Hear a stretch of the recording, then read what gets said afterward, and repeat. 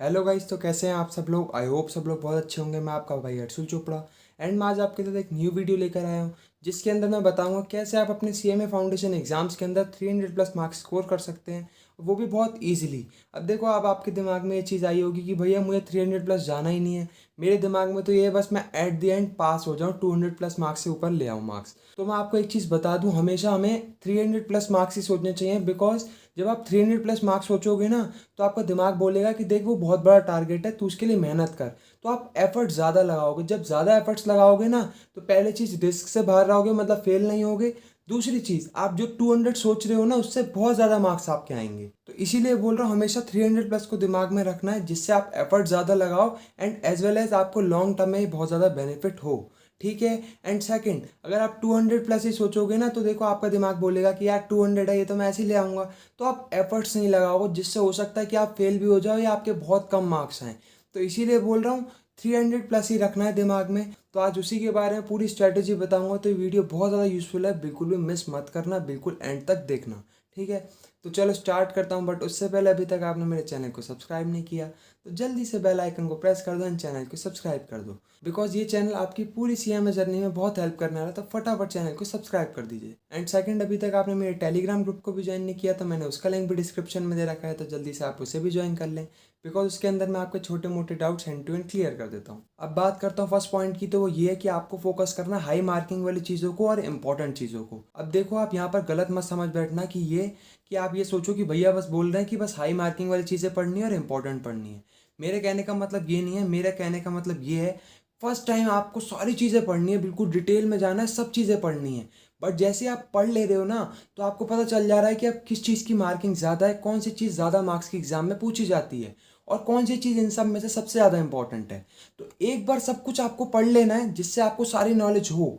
उसके बाद सेकंड, आपको ये चीज़ देखनी है किसकी मार्किंग ज़्यादा है एंड कौन सी चीज़ ज़्यादा इंपॉर्टेंट है। तो इन दोनों को सबसे ज़्यादा फोकस करना है आपने। इससे होगा क्या, देखो, अगर आप ज़्यादा मार्किंग वाली चीज़ें देखोगे, तो डेफिनेटली वो एग्ज़ाम में ज़्यादा मार्क्स की आएंगी, बिकॉज जब भी तो उसकी ज़्यादा मार्किंग है।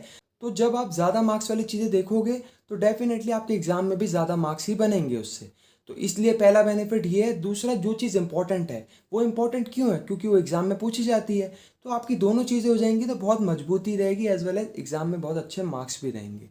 इस चीज़ में आपको ये गलती नहीं करनी कि जो चीज़ें छोटे छोटे मार्क्स की हैं आप उसको इग्नोर करो, बिकॉज वो भी कुछ मार्क्स कैरी करती हैं। जैसे फॉर एग्जांपल, कोई चीज़ बहुत छोटी है, उसकी वेटेज 5 मार्क्स की, बट 5 मार्क्स तो है ना।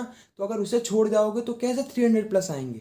तो इसीलिए बोल रहा हूँ, फर्स्ट टाइम सब कुछ पढ़ना है, सेकंड टाइम आपको ये देखना है किसकी वेटेज ज़्यादा है, कौन सी चीज़ ज़्यादा इंपॉर्टेंट है। अब मैं आपको सारे पेपर्स के बारे में बता देता हूँ कि कैसे आपको उसमें क्या क्या चीज़ों की इंपॉर्टेंस है एंड क्या क्या चीज़ें हाई वेटेज की हैं। जैसे बात करूँ लॉ एंड बिजनेस कम्युनिकेशन की, तो सबसे पहले लॉ एंड बिजनेस कम्युनिकेशन में इंडियन कॉन्ट्रैक्ट एक्ट 30 मार्क्स का है, बहुत ज़्यादा हाई वेटेज है। ठीक है। दूसरा, सेल्स ऑफ गुड्स एक्ट बहुत छोटा है और मार्क्स बहुत ज़्यादा मिल रहे हैं, 20 मार्क्स। तीसरा, बिजनेस कम्युनिकेशन। तो ये तीनों चीज़ें आपकी हाई मार्किंग की हैं। इससे क्या होगा, आप इंपॉर्टेंट भी पढ़ ले रहे हो, हाई मार्किंग की भी चीज़ें पढ़ ले रहे हो। अब देखो, मैंने जो आपको पॉइंट समझाया था ना कि आपको कुछ भी छोड़ के नहीं जाना। जैसे स्टार्टिंग में इंट्रोडक्शन ऑफ लॉ आता है, अब उसकी इंपॉर्टेंस है बहुत ज़्यादा, क्योंकि बेस ही नहीं पता होगा तो आगे क्या करोगे। तो इसीलिए बोल रहा हूँ, पढ़ना सब कुछ है, बट जो समझाया ना इंपॉर्टेंस एंड हाई मार्किंग, उसको ज़्यादा दिमाग में टारगेट रखना है। ठीक है। अब बात करता हूँ अकाउंटिंग एंड कॉस्टिंग की। तो देखो, अकाउंटिंग एंड कॉस्टिंग में फाइनल अकाउंट्स, एनपीओ, बेसिक वाला टॉपिक बहुत ज़्यादा हाई वेटेज का भी, एज वेल एज बहुत ज़्यादा इंपॉर्टेंट है, पूरी लाइफ टाइम काम आएगा। General ledger, trial balance, capital revenue transaction, principles, तो ये सब बेसिक्स में ये भी इंपॉर्टेंट है और हाई वेटेज भी है इसकी। Third, consignment and joint venture. तो ये कुछ ऐसे चैप्टर हैं जो कि इंपॉर्टेंट भी है और इनकी हाई वेटेज भी हैं। ठीक है। बात करता हूँ स्टैटिस्टिक्स एंड मैथ्स की। तो देखो, स्टैटिस्टिक्स एंड मैथ्स इकलौता ऐसा पेपर है जिसमें आप ये स्ट्रैटेजी नहीं लगाओगे, हाई वेटेज वाली और इंपॉर्टेंट वाली। इसमें कौन सी स्ट्रैटेजी, वो सुनो। देखो, मैं आपको स्टैट्स में नहीं बोलूँगा कि जो इंपॉर्टेंट है उसको पढ़ना है, बाकी चीज़ों को नॉर्मली पढ़ना है। बिकॉज इसलिए, क्योंकि देखो, स्टैट्स एंड मैथ्स में एक अलग सीन है। क्या अलग सीन है, मैथ्स होती है थोड़ी टफ। बिकॉज 11वीं 12वीं में मोस्टली बच्चों के पास मैथ्स नहीं होती, तो उनको मैथ्स थोड़ी ट्रिकी लगती है, थोड़ी टफ लगती है। तो यहाँ पर आप खुद सोचो, पहले तो मैथ्स ही कमज़ोर है क्योंकि वो टफ लगती है। दूसरा, स्टैट्स में मैं आपको ये बोलूँ कि इंपॉर्टेंट टॉपिक्स मोस्टली पढ़ने हैं और आपको इंपॉर्टेंट ही पढ़ना है, तो बहुत कम यहाँ पर चांसेस हैं आपके अच्छे मार्क्स आने के। तो स्टैट्स एंड मैथ्स में सिंपल है। स्टैट्स को आपको बहुत ज़्यादा मजबूत करना है, उसमें कुछ भी नहीं छोड़ना, सब कुछ इंपॉर्टेंट समझना है, सबकी वेटेज हाई माननी है। बाकी मैथ्स में आपको जो इजी टॉपिक्स लग रहे हैं सिर्फ उनको पढ़ना है, बाकी जो टफ लग रहे हैं उनको बेसिक बेसिक पढ़ना है। तो मैथ्स एंड स्टैट्स को इस तरीके से डील करना है। बात करता हूँ लास्ट इकोनॉमिक्स एंड मैनेजमेंट की। तो इकोनॉमिक्स एंड मैनेजमेंट में मार्केट चैप्टर सबसे ज़्यादा इंपॉर्टेंस, सबसे ज़्यादा वेटेज भी आई और इम्पॉर्टेंट चैप्टर भी। दूसरा मनी एंड बैंकिंग। तीसरा आपका पूरी मैनेजमेंट। तो ये कुछ ऐसे टॉपिक्स हैं जिनकी वेटेज भी आई थी और इम्पॉर्टेंट भी थे। तो ये सारे पेपर्स के मैंने आपको बता दिए। तो आपको इस चीज़ का ध्यान में रखना है, जो चीज़ कम मार्क्स की है उसको भी इग्नोर नहीं करना, जो चीज़ हाई मार्क्स की है उसको तो बिल्कुल टारगेट रखना ही है। अब बात करता हूँ सेकंड पॉइंट की, तो वो ये है इजी एंड टफ का कॉम्बिनेशन। अब देखो, जब इजी और टफ दोनों कंबाइंड हो जाएंगे तो वो दोनों ही आपको बेनिफिट देंगे। जो इजी होगा वो भी देगा, जो टफ होगा वो भी देगा। अभी डिटेल में समझाता हूँ। बट अगर इन दोनों को सेपरेट कर दोगे ना, इजी को अलग कर दोगे टफ को अलग, तो दोनों का ही नुकसान है। क्योंकि इजी भी अकेले कुछ नहीं उखाड़ पाएगा और टफ तो बिल्कुल उखाड़ ही नहीं पाएगा। तो आपको दोनों को कॉम्बिनेशन करना है। किस तरीके से, वो सुनो। देखो, इजी को आपको इस तरीके से मजबूत करना है जिससे आप उसमें ज़्यादा से ज़्यादा मार्क्स स्कोर करो। दूसरा, वो कॉम्पनसेट करे टफ वाले मार्क्स को। तो ये बात थी इजी की। अब देखो, टफ को भी आपको इग्नोर नहीं करना है, टफ को भी पढ़ते रहना है। बिकॉज टफ भी आपकी बहुत हेल्प करने वाला है इजी सब्जेक्ट के अंदर। कैसे? देखो, टफ सब्जेक्ट जो होगा ना, अब ऐसा तो है नहीं आप उसमें छोड़ के जाओगे, डेफिनेटली कुछ ना कुछ पढ़ के जाओगे, कुछ ना कुछ आप उसमें मार्क्स स्कोर भी करोगे। तो जो टफ में आप जो भी मार्क्स स्कोर करोगे ना, वो मार्क्स सपोर्ट करेंगे इजी वाले मार्क्स को। जैसे फॉर एग्जांपल, मैं स्टैट्स एंड मैथ्स पेपर का एग्जांपल लेता हूँ। स्टैट्स मेरी बहुत मजबूत है, 60 मार्क्स की होती है स्टैट्स। तो मैं उसमें बहुत मजबूती करके गया हूँ, 55 मार्क्स तो मेरे इजीली आ ही जाएंगे। तो 55 मार्क्स मेरे स्टैट्स के। अब मैं मैथ्स तो छोड़ के जाऊंगा नहीं, जो मैंने स्ट्रैटेजी बताई वही उसी तरीके से पढ़ के जाऊंगा। तो मैथ 40 नंबर की आती तो आराम से मैं 20 नंबर वहाँ से भी खींच लूंगा उस स्ट्रैटेजी से। बिकॉज ईजी चैप्टर को तो मजबूत करके ही जा रहा हूँ ना, बाकी जो टफ है उसमें बेसिक बेसिक पढ़ रहा हूँ। तो वहाँ से 20 नंबर आ गए, प्लस 55 यहाँ से आ गए।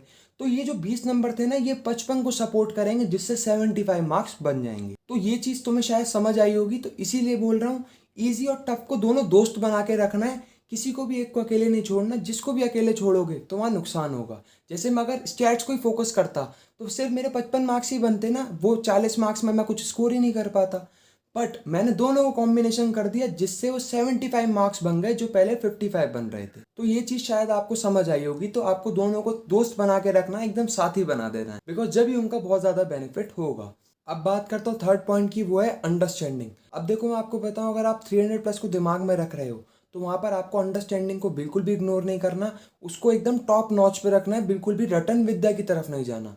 बिकॉज देखो, आप खुद समझो, जब आप अंडरस्टैंडिंग करते हो ना तो उससे आपकी लिमिटेशन खत्म होती है। बिकॉज मैं आपको बताऊं, अगर आप प्रैक्टिस भी करोगे तो अपना इंस्टीट्यूट स्टडी मटेरियल करोगे और भी जगहों से प्रैक्टिस करोगे, बट फिर भी कहीं ना कहीं तो लिमिटेशन है ना। ऐसा तो 100% श्योरिटी नहीं है कि तुम्हें सारे क्वेश्चन ही आते हैं। बिकॉज कोई भी इंसान ऐसा नहीं होता जो अनलिमिटेड क्वेश्चन की प्रैक्टिस कर पाए, कहीं ना कहीं एक वो लिमिटेशन रहती ही है। तो जब आपकी अंडरस्टैंडिंग होती है ना, तो वो लिमिटेशन जो है वो आपकी वो ख़त्म हो जाती है। तो इसीलिए बोल रहा हूँ, अंडरस्टैंडिंग को बिल्कुल दिमाग में रखना है। बिकॉज देखो, 300 प्लस सोच रहे हो तो ऐसा ज़रूरी नहीं है कि इंस्टीट्यूट के स्टडी मटेरियल से आए, हो सकता है 2-4 क्वेश्चन ऊपर नीचे कहीं और से आ जाएं। तो वो जब ही क्लियर होंगे जब आपकी अंडरस्टैंडिंग एकदम 100% होगी। तो इसलिए रटन विद्या नहीं करनी, सिर्फ क्या करनी है, अंडरस्टैंडिंग करनी है। अब बात करता हूँ नेक्स्ट पॉइंट की, तो वो है प्रैक्टिस। अब देखो, आपने ये चीज़ सुनी होगी, प्रैक्टिस मेक्स मैन परफेक्ट। तो आप कितनी भी चीज़ें पढ़ लो, कितना भी हाई वेटेज पे चले जाओ, कितना भी इंपॉर्टेंट जान लो, बट जब तक आप उसको प्रैक्टिकली प्रैक्टिस नहीं करोगे, चाहे वो कोई भी चीज़ हो, थियोरटिकल हो चाहे वो न्यूमेरिकल हो, प्रैक्टिस सबसे ज़्यादा ज़रूरी है। तो इसीलिए बोल रहा हूँ, प्रैक्टिस को इग्नोर नहीं करना, ज़्यादा से ज़्यादा प्रैक्टिस करनी है। अब भैया कहाँ से प्रैक्टिस करूँ? तो सिंपल मैं आपको बोलूँगा कि आपको जहाँ से भी करनी है करो, बट आपको इंस्टीट्यूट के स्टडी मटेरियल को बिल्कुल भी इग्नोर नहीं करना। बिकॉज एट द एंड जो आपका पूरा पेपर आता है वो इंस्टीट्यूट के स्टडी मटेरियल के अंदर से ही कवर होता है। तो इसीलिए बोल रहा हूँ, प्रैक्टिस को इग्नोर नहीं करना, सारी चीज़ों को समझो, बट ज़्यादा से ज़्यादा फोकस रखना है प्रैक्टिस के ऊपर कि आप ज़्यादा से ज़्यादा प्रैक्टिस करो। वो भी कहाँ से? इंस्टीट्यूट के स्टडी मटेरियल से। अब आप बोलोगे भैया मुझे और प्रैक्टिस करनी है तो मैं कहाँ से करूँ? मैंने एक वीडियो बना रखी है एमसी की सोर्स के नाम से, तो आप वो मेरे चैनल पर देख लेना या सर्च कर लेना मेरा नाम डाल के आगे, तो आ जाएगी। वहाँ पर आपको बहुत सारे एमसीक्यू के सोर्स मिल जाएंगे, तो वहाँ से आप और प्रैक्टिस कर सकते हो। बाकी अगर आपके पास कोई और स्टडी मटेरियल्स हो तो आप वहाँ से भी कर सकते हो, बट इंस्टीट्यूट के स्टडी मटेरियल को तो करना ही करना है। अब बात करता हूँ लास्ट पॉइंट की, वो है रिवीजन। अब देखो रिवीजन तो इतना ज़्यादा इंपॉर्टेंट है, बिकॉज कोई भी बच्चा कितना भी पढ़ ले, अगर वो कोई चीज़ रिवीजन ही नहीं करेगा तो कोई उसका बेनिफिट ही नहीं है। बिकॉज लंबे टाइम तक चीज़ें कैसे याद रखोगी रिवीजन करके? बिकॉज आप कितना भी अंडरस्टैंडिंग कर लो, कितना भी चीज़ों को अच्छे से समझ लो, आपको इंपॉर्टेंट भी पता है, बट आप उस चीज़ का रिवीजन ही नहीं कर रहे, तो ये सब चीज़ें बिल्कुल कूड़े में डालने लायक हो रही हैं। तो इसीलिए बोल रहा हूँ, सब चीज़ें पढ़ते रहो बट साथ के साथ रिवीजन भी करते रहो। आपको बाकी बच्चों की तरह गलती नहीं करनी कि अभी तो पढ़ते जा रहा हूँ, एंड में रिवीजन करूंगा, अभी एंड में जब एग्जाम के पास होंगे ना तब रिवीजन करूंगा। जब भी करो but day to day revision strategy बनाओ। जो भी पढ़ते जा रहे हो उसको दिन के एंड में रिवीजन करो, जिससे आपको वो चीज़ें दिमाग में रहें, आप लंबे टाइम तक जैसे आगे चलो तो आपको ऐसा ना चले यार वो क्या था यार, वो तो मैं भूल ही गया। ये सब चीज़ें नहीं होनी चाहिए।